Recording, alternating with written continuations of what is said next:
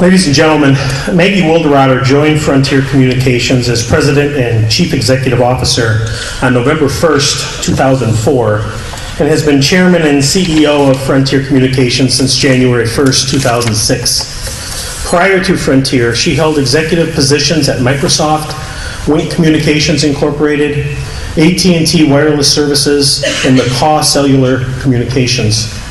Maggie serves on the boards of Xerox Corporation and Procter & Gamble Company, as well as numerous other nonprofit boards. She is a member of the Directorship 100, a list of profound and distinguished corporate leaders. Frontier magazine included her in its ranking of the 50 most powerful women in business in both 2009 and 2010. Maggie's business experience has built an impressive slate of powerful friends and colleagues, including Microsoft's Bill Gates and Paul Allen, cellular communications pioneer Craig McCraw, President Bill Clinton's advisor Vernon Jordan, and U.S. Supreme Court Associate Justice Clarence Thomas and Chief Justice John Roberts. This is a testament to the respect she has earned among her peers. On October 4th, 2010, President Barack Obama announced Maggie's appointment as Vice Chair of the President's National Security Telecommunications Advisory Commission. Maggie holds a bachelor's degree in economics and business administration from Holy Cross College, home of the Crusaders. And speaking of crusade, under Maggie's leadership, Frontier has been on a crusade to bring benefits of broadband to underserved areas across the state of Michigan and the nation, which she will speak about. Maggie is keenly focused on new product launches to build scope and create new revenues while maintaining prudent expense control. She firmly believes that a business cannot save its way to financial success. It must invest in its future.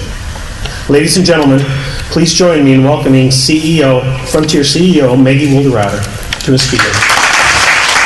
Thanks, Bob, and welcome everyone. We're so glad you're all here.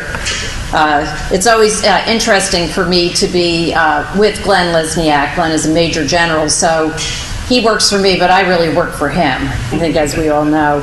I also want to thank Domenico and Gabe for their service. I know Kevin Moon, who's also another one of our employees in the Indiana Air National Guard, is also part of our team here in the Midwest region. So we try to do our share from a vet and active reservist perspective.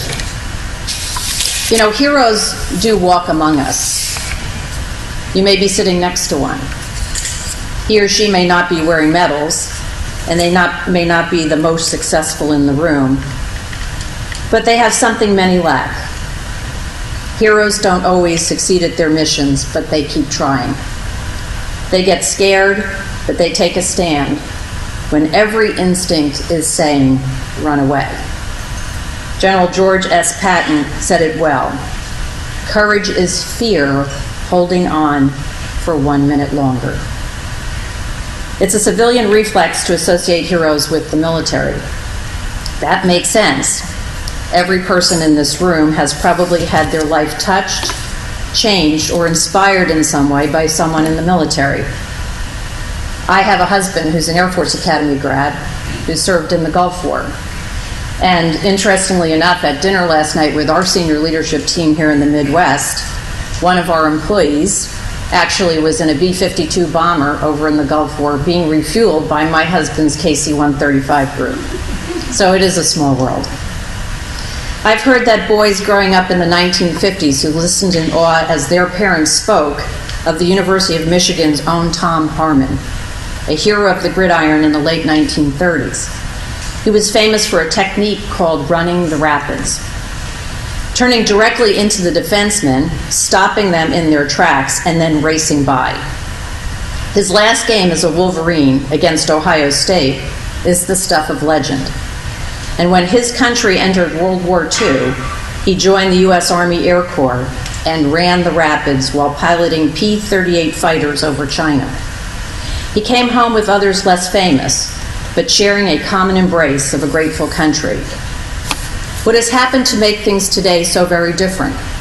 A stalled economy has made the job market so tight it becomes logical to justify denying a job to someone who has been out of the work loop while in the military service. But that's not the Frontier way. And it's one reason Frontier is formally partnering to make hiring vets and reservists a priority in our company. It is part of how we do business. They were there for us, and now we must be there for them. For these men and women, a job is more than a paycheck. It's important.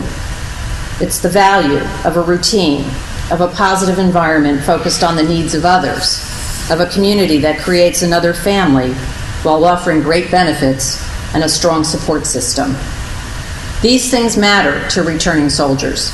It matters to me that Frontier makes these opportunities available, and I'm honored to be here today to recommit to those who serve, have served, and will serve.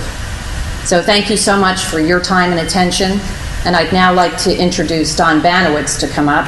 Don is our president of the Midwest region, so he can do the commercial on Frontier. Don?